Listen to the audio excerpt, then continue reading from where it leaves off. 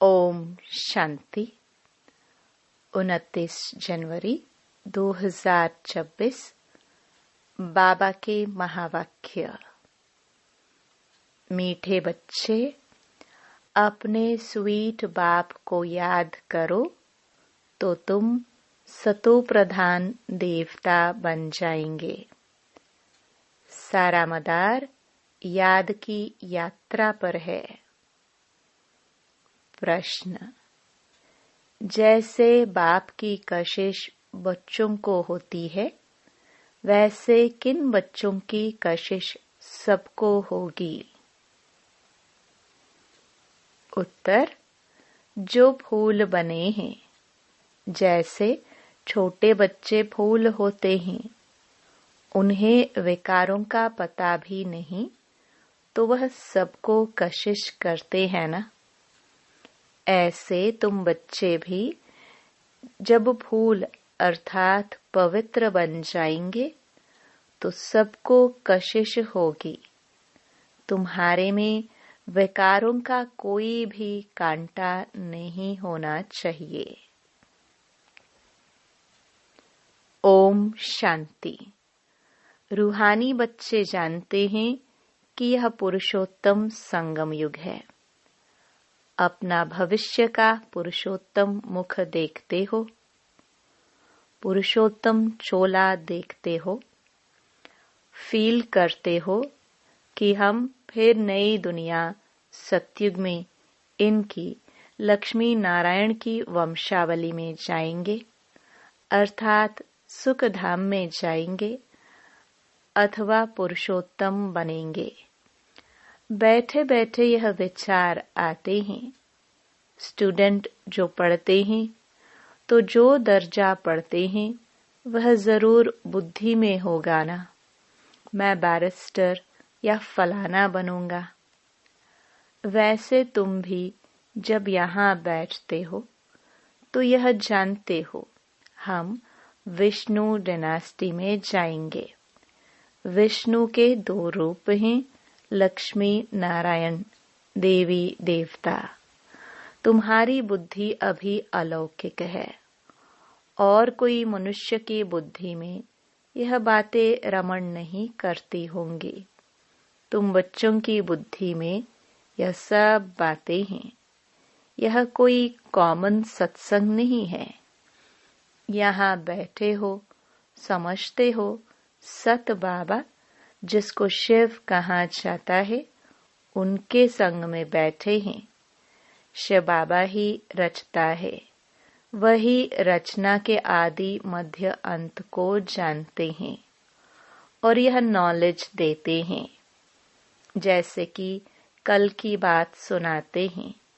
यहाँ बैठे हो तो यह तो याद होगा ना कि हम आए हैं रेज्यूविनेट होने, अर्थात यह शरीर बदल देवता शरीर लेने।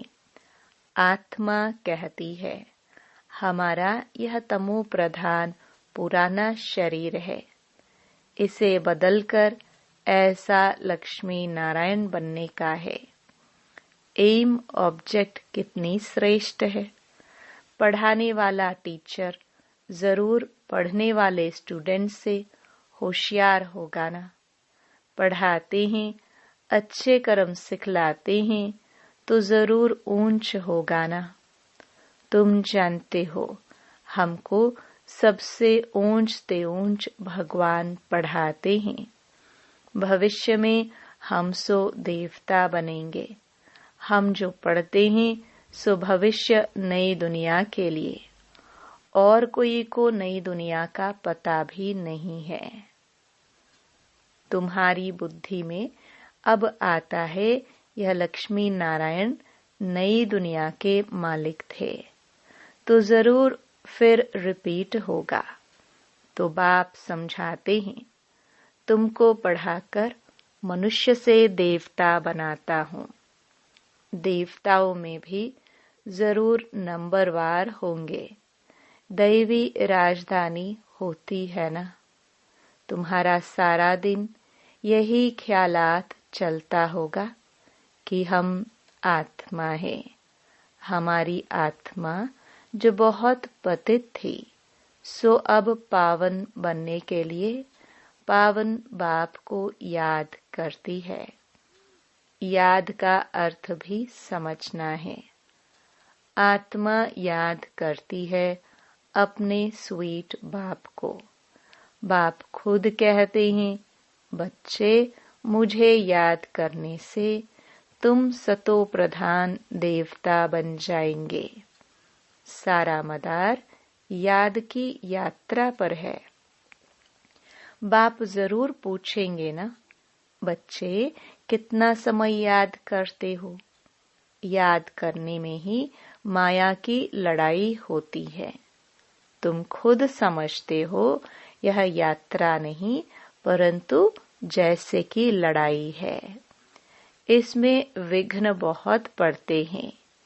याद की यात्रा में रहने में ही माया विघ्न डालती है, अर्थात याद भुला देती है। कहते भी हैं, बाबा, हमको आपकी याद में रहने में माया के तूफान बहुत लगते हैं।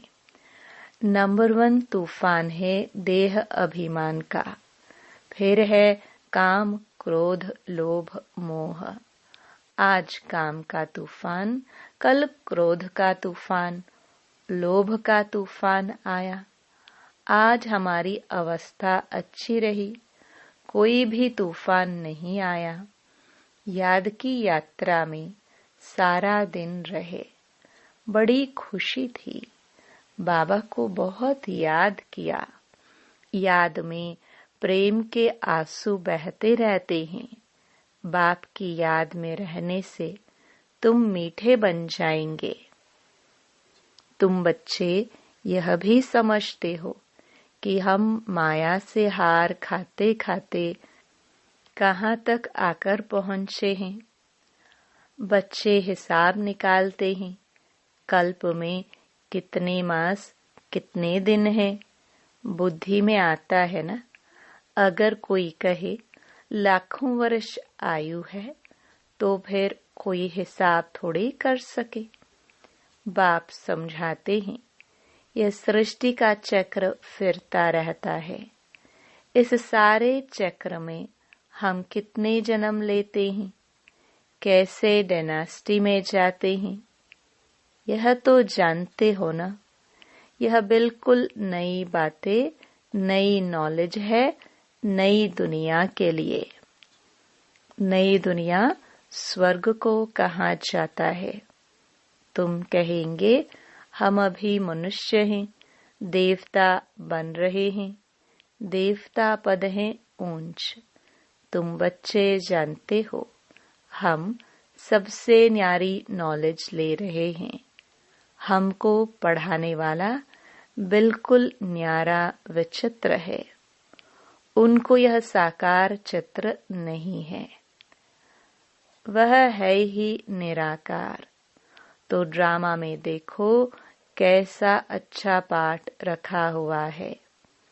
बाप पढ़ाए कैसे, तो खुद बतलाते हैं, मैं फलाने तन में आता हूँ। किस तन में आता हूँ वह भी बताते हैं। मनुष्य मूंझते हैं, क्या एक ही तन में आएगा? परंतु यह तो ड्रामा है ना, इसमें चेंज हो नहीं सकती। यह बातें तुम ही सुनते हो और धारण करते हो और सुनाते हो। कैसे हमको शिव बाबा पढ़ाते हैं, हम फिर और आत्माओं को पढ़ाते हैं। पढ़ती आत्मा है, आत्मा ही सीखती सिखलाती है। आत्मा मोस्ट वैल्यूएबल है। आत्मा अविनाशी अमर है। सिर्फ शरीर खत्म होता है। हम आत्माएं अपने परमपिता परमात्मा से नॉलेज ले रही हैं। रचयिता और रचना के आदि मध्य अंत 84 जन्मों की नॉलेज ले रहे हैं। नॉलेज कौन लेते हैं? आत्मा। आत्मा अविनाशी है। मोह भी रखना चाहिए अविनाशी चीज में, न कि विनाशी चीज में। इतना समय तुम विनाशी शरीर में मोह रखते आए हो। अभी समझते हो हम आत्मा है, शरीर का भान छोड़ना है। कोई कोई बच्चे लिखते भी हैं, मुझ आत्मा ने यह काम किया, मुझ आत्मा ने आज यह भाषण किया, मुझ आत्मा ने आज बहुत बाबा को याद किया। वह है सुप्रीम आत्मा, नॉलेजफुल। तुम बच्चों को कितनी नॉलेज देते हैं। मूल वतन, सूक्ष्म वतन को तुम जानते हो। मनुष्यों की बुद्धि में तो कुछ भी नहीं है। तुम्हारी बुद्धि में है रचता कौन है। इस मनुष्य सृष्टि का क्रिएटर गाया जाता है, तो जरूर कर्तव्य में आते हैं। तुम जानते हो और कोई मनुष्य नहीं जिसको आत्मा और परमात्मा बाप याद हो। बाप ही नॉलेज देते हैं कि अपने को आत्मा समझो। तुम अपने को शरीर समझ उल्टे लटक पड़े हो। आत्मा सत चित आनंद स्वरूप है। आत्मा की सबसे जास्ती महिमा है। एक बाप के आत्मा की कितनी महिमा है। वही दुख हरता सुख करता है। मच्छर आदि की तो महिमा नहीं करेंगे कि वह दुख हरता सुख करता है, ज्ञान का सागर है। नहीं, यह बाप की महिमा है। तुम भी हर एक खुद दुख हरता सुख करता हो, क्योंकि उस बाप के बच्चे हो ना, जो सबका दुख हरकर और सुख देते हैं। सो भी आधा कल्प के लिए। यह नॉलेज और कोई में है नहीं। नॉलेजफुल एक ही बाप है। हमारे में नो नॉलेज। एक बाप को ही नहीं जानते हैं तो बाकी फिर क्या नॉलेज होगी। अभी तुम फील करते हो, हम पहले नॉलेज लेते थे, कुछ भी नहीं जानते थे। बेबी में, छोटे बच्चे में नॉलेज नहीं होती है और कोई अवगुण भी नहीं होता है, इसलिए उनको महात्मा कहा जाता है, क्योंकि पवित्र है। जितना छोटा बच्चा उतना नंबर 1 फूल। बिल्कुल ही जैसे कर्मातीत अवस्था है। कर्म विकर्म का कुछ नहीं जानते, सिर्फ अपने को ही जानते हैं। वह फूल हैं, इसलिए सबको कशिश करते हैं। जैसे अब बाबा कशिश करते हैं। बाप आए ही हैं तुम सबको फूल बनाने। तुम्हारे में कई बहुत खराब कांटे भी हैं। 5 विकार रूपी कांटे हैं ना। इस समय तुमको फूलों और कांटों का ज्ञान है। कांटों का जंगल भी होता है। बबूल का कांटा सबसे बड़ा होता है। उन कांटों से भी बहुत चीजें बनती हैं, भेंट की जाती हैं मनुष्यों की। बाप समझाते हैं, इस समय बहुत दुख देने वाले मनुष्य कांटे हैं, इसलिए इनको दुख की दुनिया कहा जाता है। कहते भी हैं बाप सुख दाता है, माया रावण दुख दाता है। फिर सतयुग में माया नहीं होगी तो यह कुछ भी बातें नहीं होंगी। ड्रामा में एक पार्ट 2 बारी नहीं हो सकता। बुद्धि में है सारी दुनिया में जो पार्ट बजता है वह सब नया। तुम विचार करो, सतयुग से लेकर यहाँ तक के दिन ही बदल जाते, एक्टिविटी बदल जाती। 5000 वर्ष की पूरी एक्टिविटी का रिकॉर्ड आत्मा में भरा हुआ है, वह बदल नहीं सकता। हर आत्मा में अपना पार्ट भरा हुआ है। यह एक बात भी कोई समझ नहीं सकते। अभी आदि मध्य अंत को तुम जानते हो। यह स्कूल है ना। सृष्टि के आदि मध्य अंत को जानना है और फिर बाप को याद कर पवित्र बनने की पढ़ाई है। इनके पहले जानते थे क्या हमको यह बनना है? बाप कितना क्लियर कर समझाते हैं। तुम पहले नंबर में यह थे, फिर तुम नीचे उतरते उतरते अब क्या बन गए हो? दुनिया को देखो क्या बन गई है। कितने ढेर मनुष्य हैं। इन लक्ष्मी नारायण की राजधानी का विचार करो, क्या होगा? यह जहां रहते होंगे कैसे हीरे जवाहरातों के महल होंगे। बुद्धि में आता है। अभी हम स्वर्गवासी बन रहे हैं, वहां हम अपने मकान आदि बनाएंगे। ऐसे नहीं कि नीचे से द्वारिका निकल आएगी, जैसे शास्त्रों में दिखाया है। शास्त्र नाम ही चला आता है और तो कोई नाम रख नहीं सकते। और किताब होते हैं पढ़ाई के, दूसरे नॉवेल्स होते हैं। बाकी इनको पुस्तक अथवा शास्त्र कहते हैं। वह है पढ़ाई के किताब। शास्त्र पढ़ने वालों को भक्त कहा जाता है। भक्ति और ज्ञान दो चीजें हैं। अब वैराग्य किसका, भक्ति का या ज्ञान का? जरूर कहेंगे भक्ति का। अब तुमको ज्ञान मिल रहा है, जिससे तुम इतना ऊंच बनते हो। अब बाप तुमको सुखदायी बनाते हैं। सुखधाम को ही स्वर्ग कहा जाता है। सुखधाम में तुम चलने वाले हो तो तुमको ही पढ़ाते हैं। यह ज्ञान भी तुम्हारी आत्मा लेती है।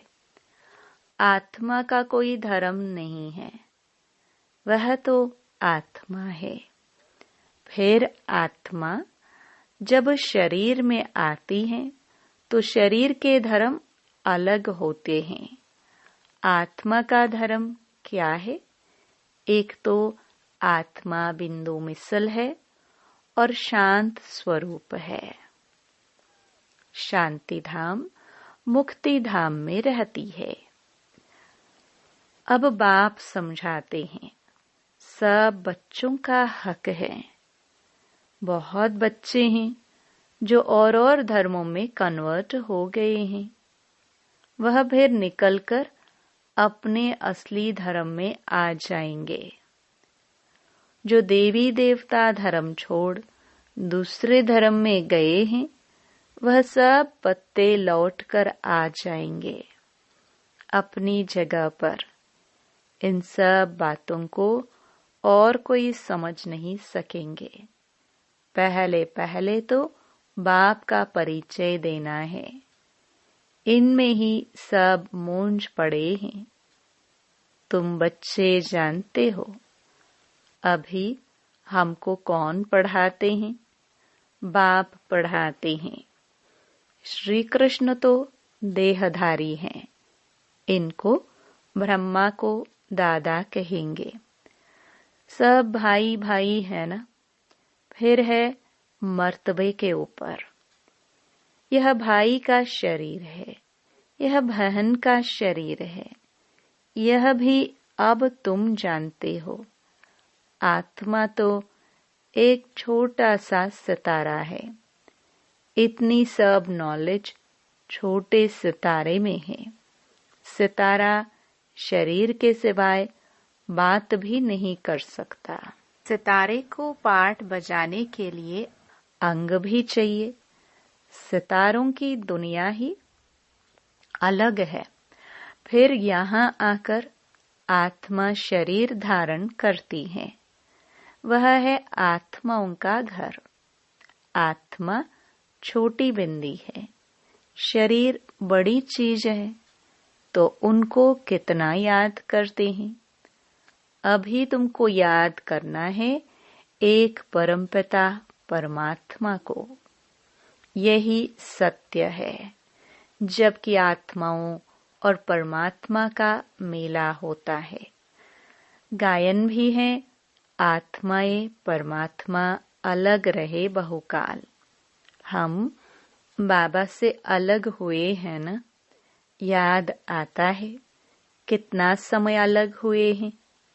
बाप जो कल्प कल्प सुनाते आए हैं वही आकर सुनाते हैं। इसमें जरा भी फर्क नहीं हो सकता। सेकंड बाय सेकंड जो एक्ट चलती है वह नई। एक सेकंड पास होता है, मिनट पास होता है। उनको जैसे छोड़ते जाते हैं पास होता जाता है, ताकि कहेंगे इतने वर्ष, इतने दिन, मिनट, इतने सेकंड पास कर आए हैं। पूरा 5000 वर्ष होगा, फिर एक नंबर से शुरू होगा। एक्यूरेट हिसाब है ना। मिनट सेकंड सब नोट करते हैं। अभी तुमसे कोई पूछे इसने कब जन्म लिया था, तुम गिनती कर बताते हो। श्री कृष्ण ने पहले नंबर में जन्म लिया है। शिव का तो मिनट सेकंड कुछ भी नहीं निकाल सकते हो। श्री कृष्ण की तिथि तारीख पूरा लिखा हुआ है। मनुष्यों की घड़ी में फर्क पड़ सकता है मिनट सेकंड का। शिव बाबा के अवतरण में तो बिल्कुल फर्क नहीं पड़ सकता। पता भी नहीं पड़ता है कि कब आया। ऐसे भी नहीं साक्षात्कार हुआ तब आया, नहीं, अंदाज से कह देते हैं। बाकी ऐसे नहीं उस समय प्रवेश हुआ, साक्षात्कार हुआ कि हम फलाना बनेंगे। अच्छा, मीठे मीठे सिखिलदे बच्चों प्रति माता पिता बाप दादा का याद प्यार और गुड मॉर्निंग। रूहानी बाप की रूहानी बच्चों को नमस्ते। धारणा के लिए मुख्य सार। पहला, सुख धाम में चलने के लिए सुखदायी बनना है। सबके दुख हरकर सुख देना है। कभी भी दुखदायी कांटा नहीं बनना है। दूसरा, इस विनाशी शरीर में आत्मा ही मोस्ट वैल्यूएबल है। वही अमर अविनाशी है। इसलिए अविनाशी चीज से प्यार रखना है। देह का भान मिटा देना है। वरदान। अपने अनादि आदि स्वरूप की स्मृति से निर्बंधन बनने और बनाने वाले मर जीवा भव। जैसे बाप लोन लेता है, बंधन में नहीं आता, ऐसे आप मरजीवा जन्म वाले बच्चे शरीर के संस्कारों के स्वभाव के बंधनों से मुक्त बनो। जब चाहे जैसे चाहे वैसे संस्कार अपने बना लो। जैसे बाप निर्बंधन है ऐसे निर्बंधन बनो। मूल वतन की स्थिति में स्थित होकर फिर नीचे आओ। अपने अनादि आदि स्वरूप की स्मृति में रहो। अवतरित हुई आत्मा समझकर कर्म करो तो और भी आपको फॉलो करेंगे। स्लोगन: याद की वृत्ति से वायुमंडल को पावरफुल बनाना, यही मनसा सेवा है। अव्यक्त इशारे: इस अव्यक्ति मास में बंधन मुक्त रह जीवन मुक्त स्थिति का अनुभव करो। जब तक किसी भी प्रकार का लगाव है, चाहे वह संकल्प के रूप में हो, चाहे संबंध रूप में, चाहे संपर्क के रूप में, चाहे अपनी कोई विशेषता की तरफ हो, कोई भी लगाव बंधनयुक्त कर देगा। वह लगाव अशरीरी बनने नहीं देगा और वह विश्व कल्याणकारी भी बना नहीं सकेंगे। इसलिए पहले स्वयं लगाव मुक्त बनो, तब विश्व को मुक्ति व जीवन मुक्ति का वर्षा दिला सकेंगे। ओम शांति।